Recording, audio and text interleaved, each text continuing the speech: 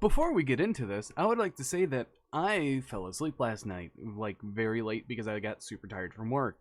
And right now, I am just now looking at these cards, so hey guys, welcome back. Bolt Spider here, and today we're going to be looking over the new Brave Token theme, which is a D&D theme archetype from what I've read from other chats. First off, we have Right of Ara Messiah. Ara Messiah? Ara Messiah? You can only activate one of these cards named per turn. You can only activate monster effects on the field the turn you activate this card, except special summoned monsters. If you control no Brave tokens, special summon one Brave token, which is a Fairy Earth level 4, 2000 attack and defense. Then, if you do not control Journey of Destiny, you can place one Journey of Destiny from your deck in your face. From your deck, face up in your spell and trap card zone. What? So this indirectly gets your Journey of Destiny from deck. I don't know what that card is, but we'll see that later. This is a token summoner, and it limits you to only normal summon effects. That's actually pretty good. Next up, we have Megasite, the Warrior of Ruins. It is the level 4, 2300 attack, 1000 defense, and you can only use the first and third. Oh, the first and third effect. Okay. While you control a Brave token, you can special summon this card from your hand. It cannot attack while you control no Brave tokens.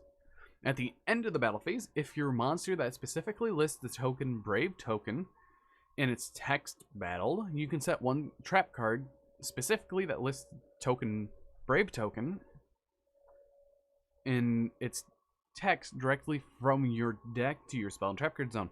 I can see Konami making puns off of this, saying if your monster that specifically lists the Brave token in your text battles, because that seems more suitable for that. Next up, we have Wandering Griffin Rider. It is a level 7 winged beast that is a wind, 2000 attack, 2800 defense. So this is your wall. You can only use the first and second effects of this card's name once per turn.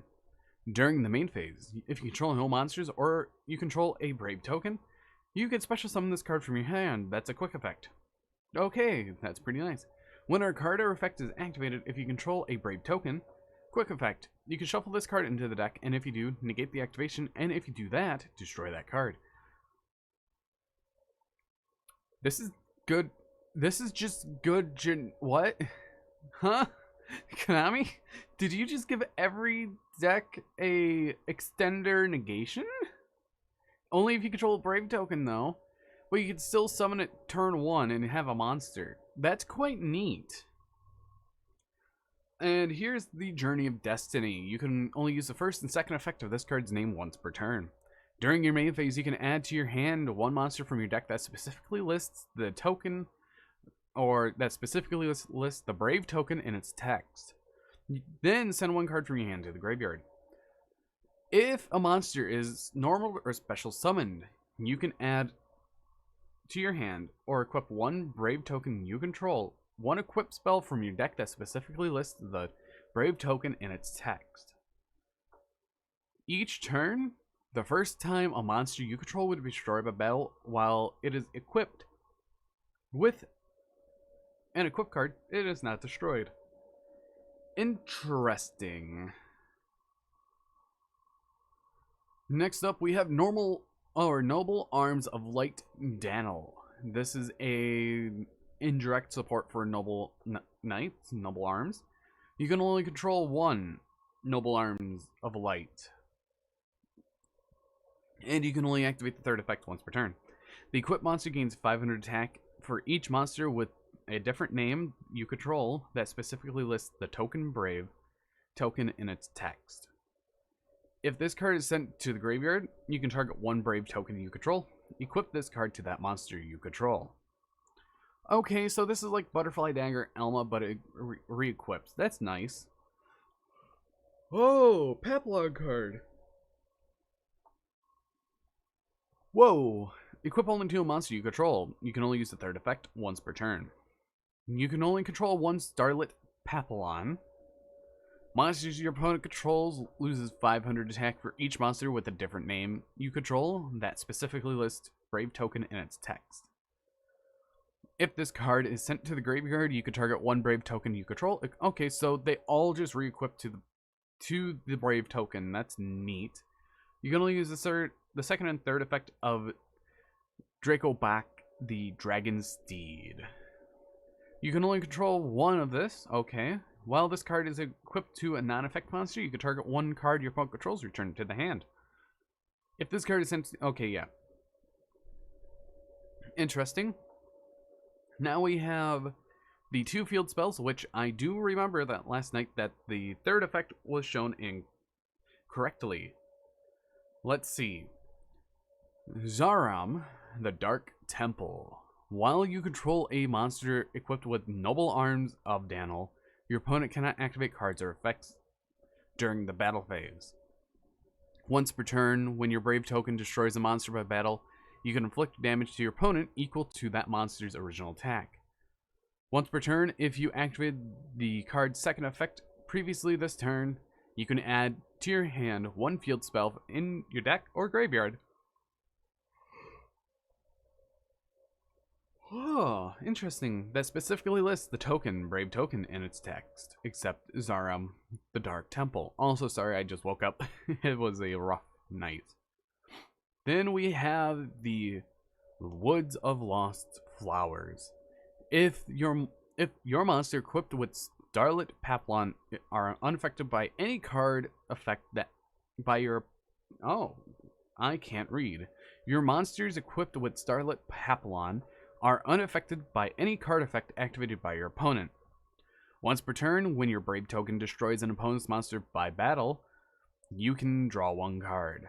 Once per turn, if you activate the second effect previously this turn, you can add... Okay, so it adds another field spell. So this means that there will get more field spells in the future, which is neat. Next, we have 2 other cards being Thunder Discharge. You can only activate one card with this card's name once per turn. If you control a Brave token, target one of your monsters equipped. Jeez, it's hard to read in the morning.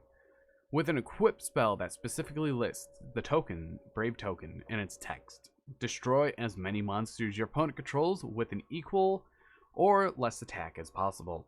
Then you can equip one equipped spell in your hand or graveyard that specifically lists the token Brave token in its text to an appropriate monster you control.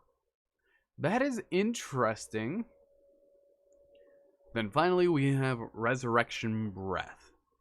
Normal trap card. You can only activate one card with this name per turn. If you control a Brave token, special summon up to 2 monsters with different names from your hand and or graveyard, but banish them when they leave the field.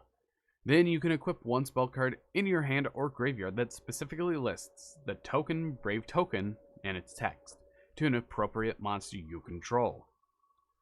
And we have a Hidden Armory reprint, so that's quite nice. How or what do I think of this deck?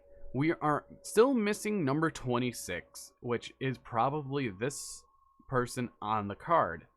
Overall, I definitely say this is a interesting archetype. I don't think it's gonna be played because it's a mix between Sky Striker and Evil Eye. So that's definitely one thing to consider. We only have 2 of the 3 monsters, and I definitely see that this deck will get more support in the future, just like every other deck that there is, like Infinite Tracks, Sky Strikers, even Live Twin, Evil Twin. But right now, this deck seems a little mediocre, but I bet you it will get better in time. It's definitely a deck to test, but it's gonna be interesting for sure. But anyways, I've been Bolt Spider. I hope you guys did enjoy.